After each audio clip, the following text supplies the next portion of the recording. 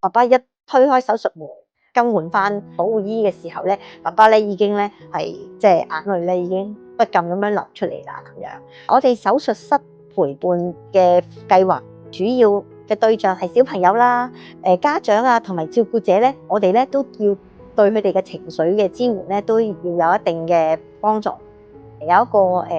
歲零嘅小朋友啦，我哋都發覺咧喺病房嘅時候都見到小朋友咧面對同爸爸分開咧都係比較容易出現一啲緊張焦慮嘅情緒嘅，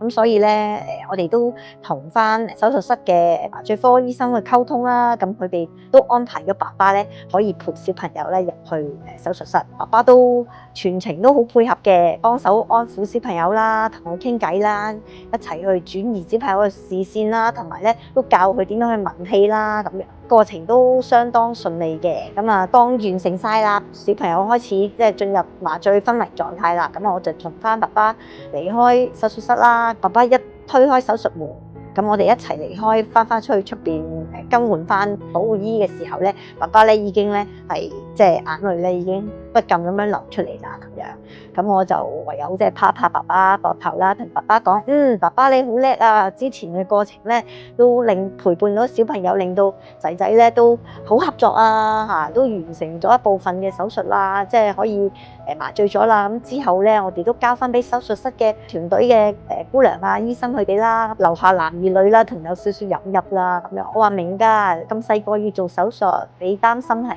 明嘅、理解嘅咁樣。咁爸爸都講咗句：唔好俾我太太知，我太太喺出邊，所以